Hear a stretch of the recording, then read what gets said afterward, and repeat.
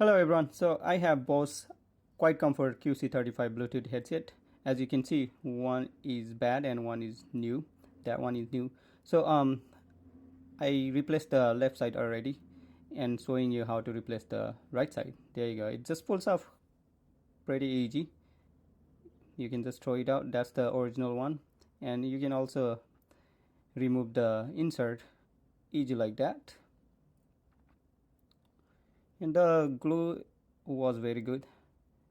Just be careful, take it off the cable right here. Be very gentle. Then you can get a new insert as this one.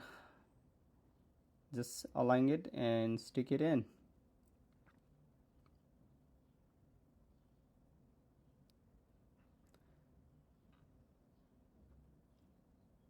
Just like that.